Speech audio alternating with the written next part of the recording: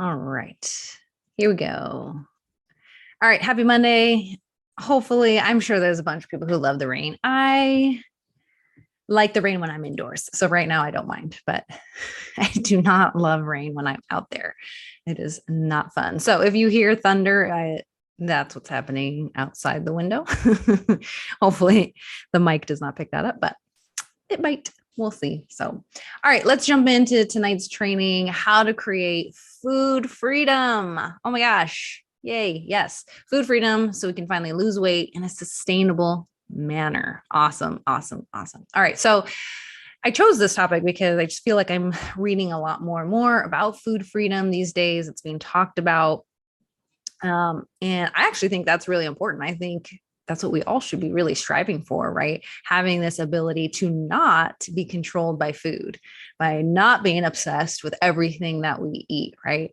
Especially for those of us who it starts to consume like your life and it actually diminishes quality of life for sure. We want to dial that back and start to create some food freedom. So I think ultimately that's what everybody wants.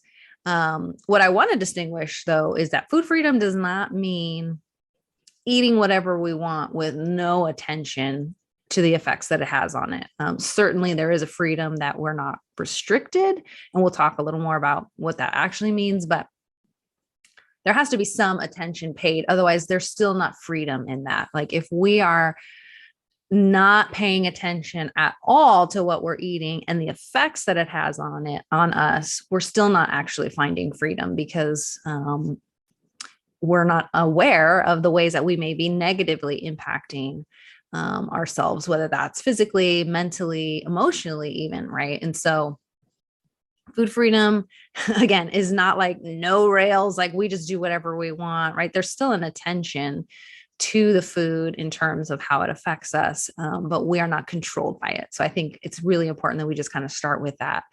Now, some people like have this idea that like a prescribed diet actually creates food freedom because it gives these parameters. And when I say prescribed diet, these are things like vegetarian or keto or paleo, right? People think, oh, well, I just have to live in this bubble and then I have this food freedom. I just have to, stick with the plan per se, right? And unfortunately, that really doesn't cultivate food freedom. A lot of times it's actually the opposite, right? Because we're given like the set of rules, we're put like in this box. A lot of times, especially in the communities I just named, it becomes a community. We create an identity around that. And unfortunately, I see that become very dogmatic.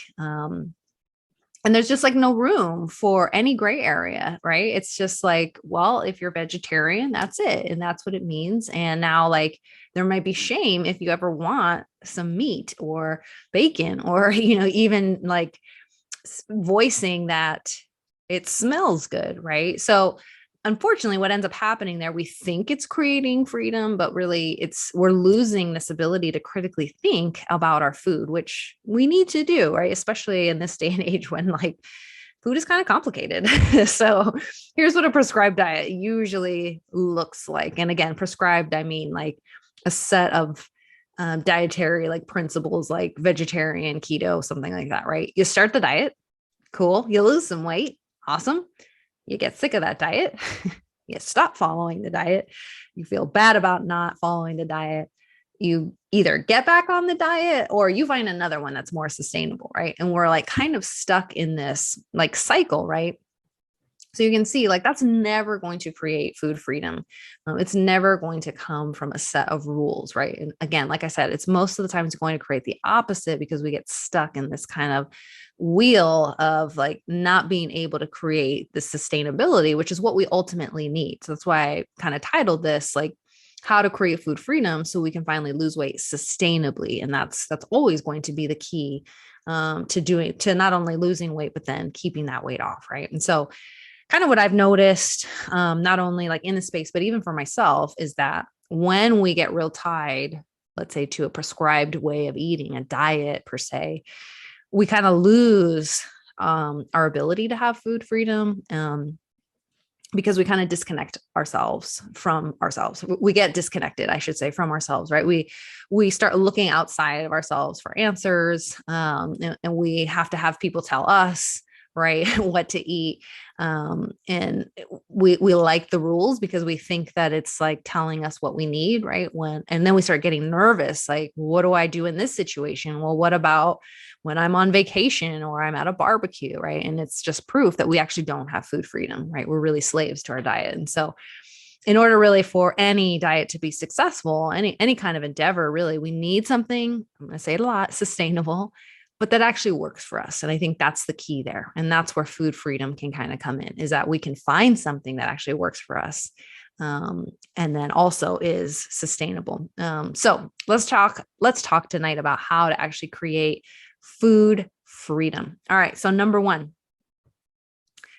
this happens a lot. You have to recognize when you are participating in last chance syndrome, or you could even just say like FOMO. So this will happen a lot with holidays. So think Christmas, Thanksgiving, events, maybe a wedding, maybe a party, or even like a geographical location.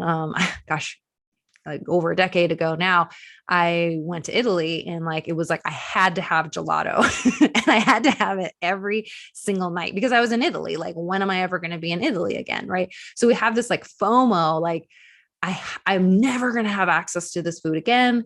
And then we get in this mode of like, I have to take advantage. And we're really just like creating this desire to basically overindulge because we feel like this is the last chance. I tend to have this too around Halloween because I'm going to lose some of you here. I love candy corn and it is only available once a year. And so like, I can feel it. I can feel it happen. Like, oh my gosh, I have to get all the candy corn now because I'm not going to have access to it. And I can just feel like this last chance mentality starting to happen. And, I have to be very careful and aware of my own thoughts and motivations when I have that candy corn, because I will have it once a year. Now, part of me is happy it only comes out once a year because I don't have access to it all the time. But on the flip side, it doesn't create a healthy relationship with it when it is available. So look, the truth is food freedom would say you have access to these foods at any time. It is not special to just that event or, that vacation or that holiday. You don't need a special occasion to have fun foods, pleasure foods, right? And so like, if we can just allow ourselves to not think in terms of this is it, I'm never going to have this opportunity again, we can kind of lessen our chances of overdoing it by giving ourselves that permission and understanding that this is not a last chance. There is no real FOMO. We're creating that FOMO in our minds by restricting it so much. So that's number one. Recognize there is no last chance syndrome. It is always available. And it is our choice when we want to partake in that. Okay. Number two, this is a good one. We're going to use the law of first bites. This was a new kind of tactic for me, and one that really requires a lot of my attention. So look, most of us are not great at moderation at first. It's really, moderation is something we have to cultivate. We have to work on that. We're just not like great at it out the gates. And so, either we have excessive tendencies or we tend to just love like really palatable food, meaning food that is really easy to overeat, like food that just doesn't have breaks almost. That's like a Whole30 term, food without breaks. And I think it actually illustrates, what some food is like. So the contrast would be like chicken. Chicken has breaks. There's only so much I can eat in one sitting before I'm just like physically like I'm done. Like I just don't want anymore. It has breaks. It's very satiating. It is not a highly palatable food. Now we'll just take the candy corn since I was talking about that already. No breaks. I could very easily eat a bag, especially if I'm not paying attention. There's nothing really in the food that helps me feel satiated. So we have to kind of ask ourselves, because we never do with those types of food. We never ask ourselves, did I really want to eat that whole bag? We just kind of like eat and eat and eat without really thinking about that. So the rule of, or I should say, the law of first bites states that every bite needs to taste just as good as the first. Crazy. And what that means is you need to pay attention. It means you cannot mindlessly eat. If you start to check out mentally from eating at that moment, it's very easy for you to just kind of like go to town, especially on very palatable foods, right? And so you naturally will start to stop when you get to a point where you're like, okay, actually, this bite is not as great as that first bite. I've certainly done this too. I think I've shared this here, like Ben and Jerry's. I love milk and cookies, and I've certainly eaten the whole pint only to get to the bottom and go, I really didn't want to eat that all. And like probably the last half did not taste as good as the first because I was like oversaturated at that point, right? So if we can have a rule that every bite needs to be just as good as the first, this is naturally going to make you eat and drink slower. That's a great thing. It's going to help you and force you to kind of tune in like to your eating and drinking. You're going to need to be aware. And it kind of moves you away from mindlessly eating. It's actually going to increase your actual pleasure of the food, which is really what you wanted in the first place, really, by eating whatever that was. You're going to actually experience the flavors that are in that because you're going to be, in that moment enjoying, right? And that's going to just naturally promote portion control because at some point you will be over it. You will be like, this is not as good as the first bite, right? And so it's kind of a way where we can do that without having to necessarily, let's say, portion out. But we know there's going to be a saturation point where like, yep, it's just not as good. Okay. 3, this is going to sound like what? But if we're going to cultivate food freedom, we need to we should mainly eat foods that you truly, truly enjoy. Okay. Now I know you're probably like, Andrea, but I love like burgers and pizza and beer. Great. I love those things too. I really do, actually. But here's the thing. I promise you, if you gave yourself permission to eat those foods, like no like restrictions, at some point you would be done. You would be over it, right? You would actually also feel awful. You can only go so long eating low nutrient dense food before your body's like, hey, can you stop being a jerk? I'd really like some actual vitamins, minerals, fiber, some water, right?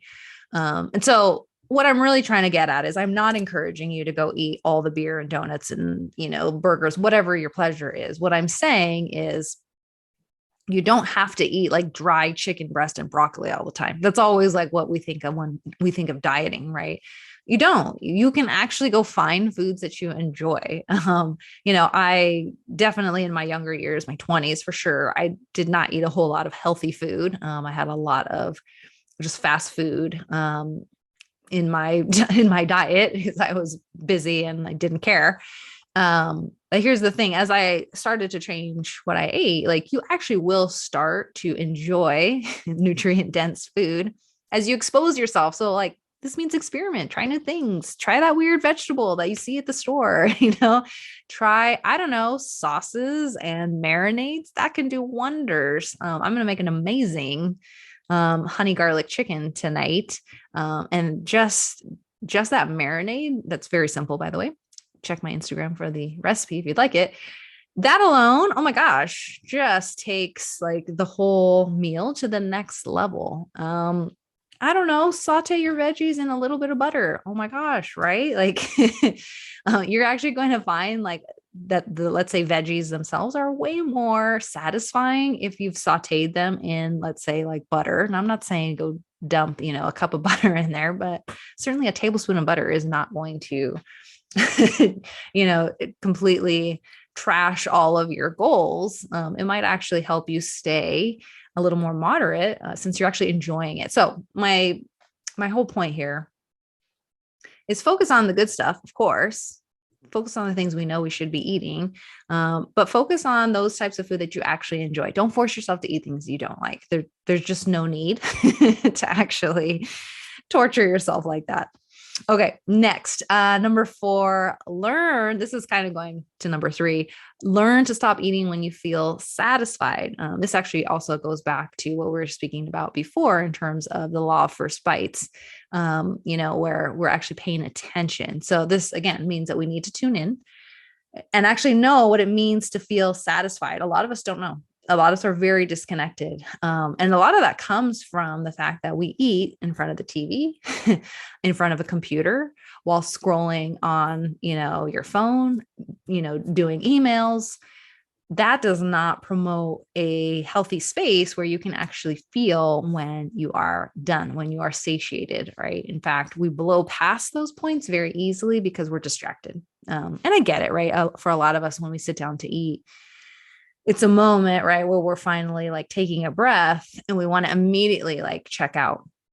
But I want to encourage you to actually tune into your food, enjoy your food, number 1, and actually start to learn, like, what does it feel like physically, like literally physically to be satisfied? Because I guarantee satisfied does not mean extended belly, like you feel like barfing at this point. That's overeating. And so we need to learn what did we feel like 10 minutes ago. And that just takes practice and it takes intention in terms of when you're eating. Okay, number 5. We all love restriction when we want to lose weight, but what we really need is adjustments, right? And so it's always adjusting rather than restricting. We know the restrictive mindset is very harmful and we know it typically backfires. And so can we just make adjustments rather than completely restricting? So, I mean, of course, yes, I love eating healthy. I'm a nutrition coach. It's what I do, but it doesn't mean I eat perfectly. And it doesn't mean I don't enjoy pizza, a burger, a beer here or there. Is that a majority of my diet? Not really. But I do enjoy those things here and there. And so on those days, I'm adjusting. So where I won't starve myself, I definitely know going into a meal where there's going to be highly palatable food, I don't want to go in starving. I also, though, don't want to not leave enough room for that food. Let's be smart about it. We know that it's in this case, if we're trying to lose weight, we're dieting, right? That we need to be in some kind of deficit, right? And so, okay, what are some strategies you can actually implement there? So maybe I just have a smaller breakfast or a smaller lunch, right? Again, I'm not starving myself, but maybe I'm just saving a little bit, a couple, 100 calories here or there to add so that I have room to go ahead and have, let's say, the burger and fries, which is my treat of choice. Now this next piece, intermittent fasting, that could work for some people. For some people, it backfires. You have to just know yourself. A lot of this process really is about knowing yourself, but it could be a workable strategy if intermittent fasting works specifically for you. I would not encourage it all the time, but maybe a strategy here and there. Be very careful though, because it can be an impetus for binging. So this is why I actually rather people just have a smaller breakfast, high protein, maybe lower fat to just save, again, a couple hundred calories really easily. Like for me, I'll just give a very easy example.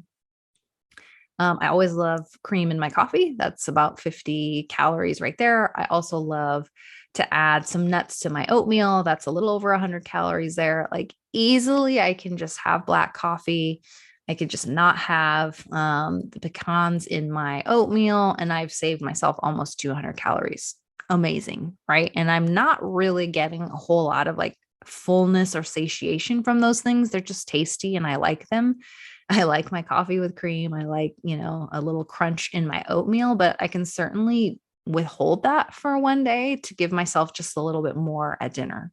Easy, right? And again, it's not going to leave me super starving. So small adjustments just to allow for a little more indulgence later, but not going into that super, hungry, because that could be a recipe for a disaster. Okay. Number 6, food freedom. We have to slow down when we're actually indulging in those pleasure foods. You'll notice a theme here that while I'm giving you tactics, many of them are, kind of built off the back of actually being intentional and paying attention. Food freedom, again, doesn't come from just eating whatever we want with no regard to anything of what we're eating, how it makes us feel. It's actually being intentional about what we're doing. So if we can slow down, we can do a few things. You can actually savor your food and enjoy it. I mean, here's the thing. You enjoy it. So enjoy it. So many times we're like, oh my God, I'm gonna have pizza tonight. And then, like I alluded to before, we'll do that. We'll have that in front of the TV or, in front of a computer or while we're, scrolling through Instagram. You're not even enjoying the food that you wanted to eat in the first place. So slow down. Oh my gosh, that's going to bring so much more enjoyment to the table, so to speak. Right. So look, take the time to actually taste the food. You're going to have it, savor it. Right. So this can also mean, and I do this sometimes when I can feel myself kind of rushing through a meal, is I put my fork down between bites. And that forces me to actually chew a little bit longer, and then consciously have to pick the fork back up in order to get my next bite. PS, that is an amazing tactic for better digestion overall, just to always put your fork down in between bites. That's, again, just going to slow you down. It's going to force you to actually chew a little bit longer. So highly, highly encourage that just becomes a habit, like put your fork down between bites. This will also allow time for you to feel satisfied. It does take about 20 minutes for you to actually feel full. So if we're rushing, we could very easily just like rush past that point and then find ourselves very uncomfortable. Definitely been there. Right. And so slow down, actually enjoy this food. You wanted to eat it, right? So actually take the time to enjoy it, and just try a few things like putting your fork down, chewing more, and giving yourself that time to actually feel satisfied. All right. Last tactic to create some food freedom. This is important. And I talk about this kind of a lot. Stop labeling food and yourself. I talk a lot about labeling food, right? Like, look, bread is not bad and kale is not good. Those are opinions based on the fact that, yes, one is more nutrient dense than the other, but they both have a place in the diet. Food is not just functional. Food plays a huge role in our culture, just in even our happiness, in our connection with other people. So we need to stop labeling food. And you also need to stop labeling yourself. You are not good or bad for eating one or the other. Like that is not what your character, your integrity, like who you are is based on what you eat. That's absurd, right? So look, here's the thing. When you eat something for pleasure, donuts, let's just say, right? I am not cheating. Like there's no morality to that. I am literally just enjoying the food. And that's literally what it's made to be what it's created for, right? To be enjoyed, right? It does not make me a bad person. It is not a bad food. It is literally, filling whatever, it's fulfilling its purpose, I should say, right? And we have to remember, like these labels are really more harmful than they are helpful. They don't help us actually create healthy habits. They do the opposite, because then now we're going to, create shame. We're going to create guilt. And that's just really never going to be something that's going to promote food freedom. Food freedom is not going to come from feeling guilty or feeling shame, right? You can kind of think even like your own like children. I work with, students, like shaming them into doing the right thing. Not really. That might initially, get a desired result, but it will not long-term actually create, desired behavior long-term. So think of it kind of like that. So just understand those labels really create these negative feedback loops that end up kind of just harming us and leading them to unhealthy behaviors, right? Freedom is not going to come from restriction. Unfortunately, I know some of us kind of feel like we want that, but that's not where like real freedom is coming from. So here's the thing. So there's the 7 things, how to create and cultivate food freedom. The number one thing I just really firmly believe everyone needs to do is you need to learn what works best for you. There is no one best diet for everyone. Different things are going to work better for different people because we all bring just a wide variety of things to the table. And that, while let's say keto works great for one person, it may not work great for another for a myriad of reasons, right? And so there's no good or bad in that. It's actually taking what works for you and then utilizing that. So that might mean some elements of keto actually work for you. Maybe some elements of paleo work for you, right? And figuring out what actually is going to work long term for you. Sustainability, right? Number one, number one thing that's going to actually ensure you get your results. And it's actually going to ensure that you enjoy it because now you're actually working with what works best for you and what you enjoy. Unfortunately, this takes trial and error. This is not something that, okay, great. Like now I know how to create food freedom. I need all 7 of these things. It's still going to take some trial and error, which means we're going to make mistakes. We're going to fumble. We will probably still find ourselves overeating or restricting here and there, right? Welcome to being a normal human being. I think what it comes down to is taking responsibility, right? Learning what actually works best for us, right? Staying in tune with you, so hopefully that's the kind of the underpinning of all of, what we talked about here. So you're really wanting to create food freedom. It's going to take some awareness. It's going to take some looking inward, like, okay, taking time, like to actually be aware of like your intentions, your actually being aware and in the moment. It does actually give you permission to enjoy and actually, feel when you're satisfied and find that point when, you're done. So I hope this was helpful. I really, anybody who works with me, I really want to give them this actual food freedom. It's just a messy process because we are messy human beings. So be compassionate with yourself as you go through this and just understand it does take time, but you can certainly evolve in a way where food stops controlling you and you get to start making, the decisions in terms of what you want to eat and what works best for you. All right. It is time for me to go make dinner. I am super excited about my honey garlic chicken. So I will see you guys next Monday, same time, 5 p.m. Have a wonderful week, guys. Bye.